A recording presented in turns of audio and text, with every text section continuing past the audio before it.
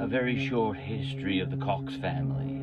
This is what this is. And but to a certain extent, it's a very short history of every family and how we've been getting softer, softer over the centuries, always softer, you know. And it starts with my great grandmother. But to put you, Nana Cox. But to put you in the picture, I probably have to step you through the generations in between, all of whom I knew and loved. But look, if I start with myself, I was a soft boy. I had polio as a child. Please like and subscribe for my polio. And I was soft anyway. I wasn't tough like my great grandmother. But to put you in the picture, each generation got successively softer. And I noticed this. I mean, I wear a Nazi T-shirt now, to try and artificially be more like my great grandmother. Well, I make sure it's got the Rome thing underneath, so that people don't realise, but we know what's going on. And to put you in the picture, for example, my great grandmother, which is Nana Cox's daughter, as children, my brother and my sister at the time, I only had one brother and one sister at the time, we went to her place, and she was playing German marching tunes. And this is why I've become a lifelong Nazi, and she played them for her son, who was he wasn't a Nazi sympathiser, he was a Nazi lover. He loved Hitler. Nazis, he just loved Hitler. Hitler was a celebrity, Anyway, all of us little kids, Charlie and his little brother, his brother and his sister, and my mum, and everyone's smiling, and she'd be hammering out these German marching tunes. She was great on the piano, and my great uncle, he'd be goose stepping around the room, the whole, And I was very deeply impressed, but I was a bit disconcerted as well. Nana, what? Even at 7, I was starting to develop a social conscience, because this is what happens, I'm soft. And I shouldn't be. And she said, now listen, Charlie, you know that my husband was an Anzac. He fought against the Germans. 3 years in France. We've got the right to have a say. I said, oh, all right. I'm soft, you're tough, That was a life lesson right there, And she said, listen, if Phil, if it makes him happy, is it my right to not play him German marching tunes? And I said, well, I feel I've learned something, Nana. Anyway, so that's that, So that was a tough generation, my great grandmother, But my great grandmother was even tougher. And then my granny, which is the next generation down.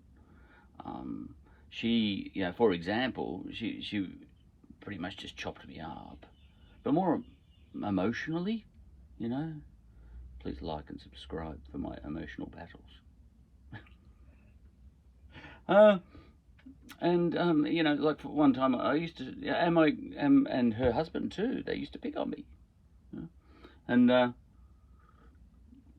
for example, I was in the car, she used to speed. There was a kind of devil-may-care toughness of that generation, Used to fly around in a little Renault 10, 2 wheels. Felt like it. And I said to her one time, I was showing off, because by that time my mum and dad had 6 of us, and we all, and when you're 7, some things seem to be really important, and it was important to me that we all our names started with a different letter. I was Charlie, and all the other kids had some other names, but everyone had a different letter at the start of their names. And I said to my granny, "You've had 7 children, you know." She was beating me on that one, and she said, and I said, "You know, my mum and dad, they gave us names where we all had our own starting letter." And she said, "Well, so did I." I said, "No, you didn't. You know, Bobby, Billy." You know, she said Robert and William. Yeah, but that was the way she said it. You know, I went, "Oh," and she just looked at me. You know, yeah, but that's not exactly, you know, like wrestling crocodiles. You know, already 3 generations down, and you know it was down to the comedy. You know, the comedy. Yeah, and my dad was the same. He was a complete comedian. You know, so he'd gone all the way to comedy. So it goes from violence. You know, this is the evolution of families. You know, violence, extreme violence.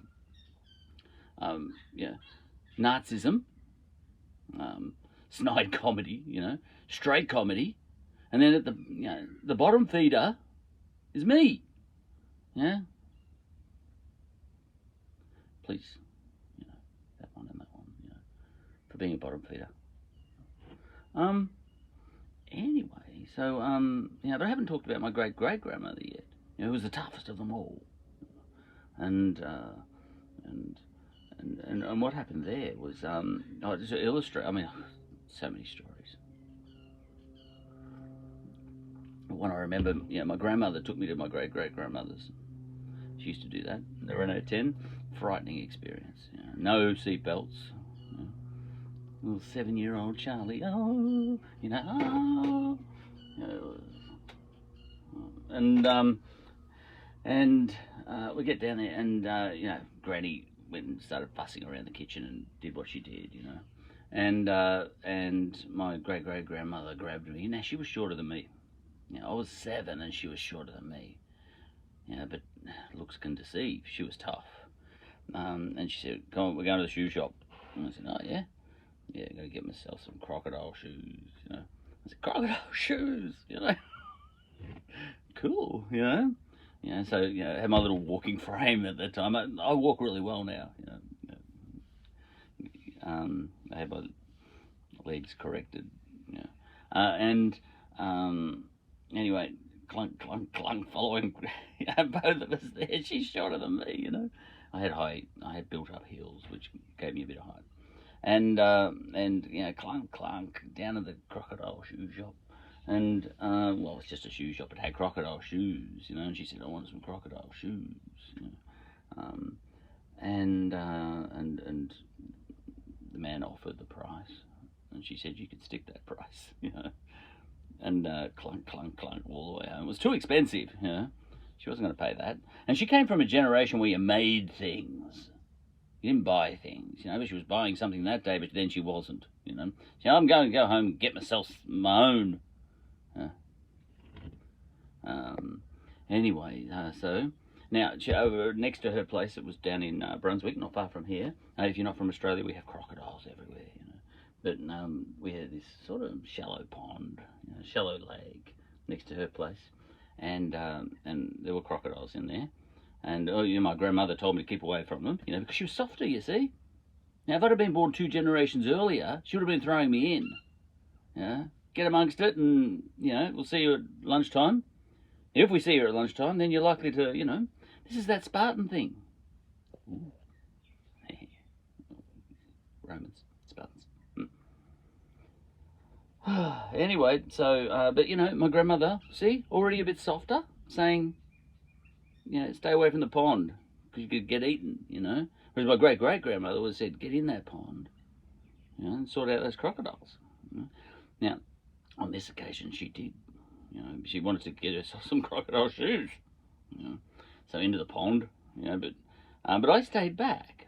You know, and I was a little fearful and all that sort of thing because I heard a lot of stories of, you know, apparently I had a great uncle I mentioned. You know, he was the only one left. You know, of all her children, along with my grandmother.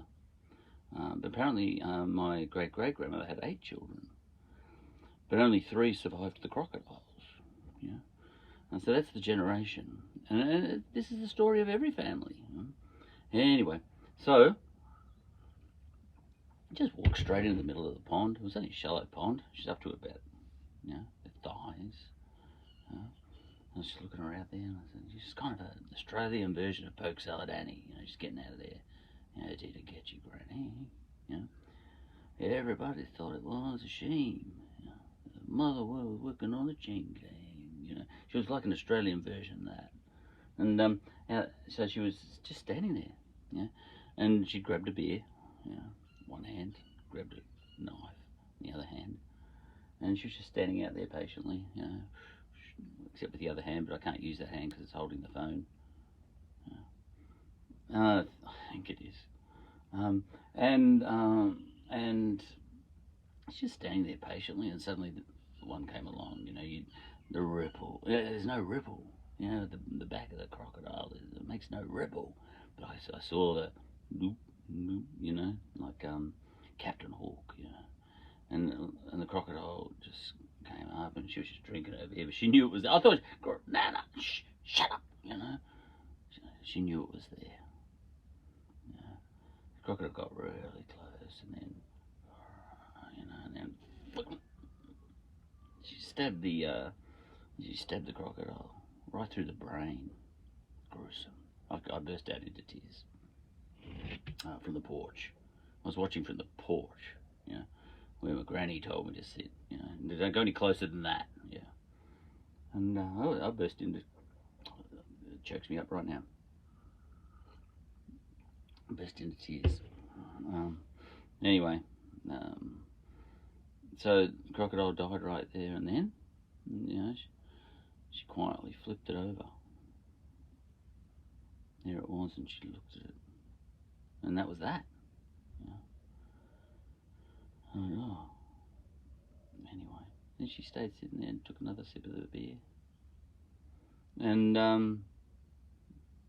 was wondering what was going to happen next, and she was waiting for another crocodile, which I thought was really weird. Even at 7, I knew you could make a fair few crocodile shoes out of one crocodile, but then another crocodile came along, and this one was bigger and meaner, and got out of the water, and it wasn't trying to hide the fact that it was probably upset about Bertie, but this crocodile just came steaming in and out of the water, and this time she went vertical with a knife and didn't even spill a drop of her beer, and again right through the brain. And this time it's a bigger crocodile, and then sideways, tough. She's only about 4 foot, maybe less. The crocodile died, and this time it was in midair when she stabbed it, and she kind of flipped it while it was in midair, like judo, and splash, psh, all over her face. She didn't care. She just looked at it. Now the thing about the older generations is, we're softer in language as well. Look, I've never sworn. Sweared? I've never sworn. I've never said shit, bum, anything. But my great-grandmother used to swear, and it used to make me really uncomfortable. But anyway, she flipped this crocodile on its back, and then she said, shit! Just like that. Shit! My ears, like and subscribe for what I heard, and then she flipped it over and she said, "Shit! No shoes on this one either."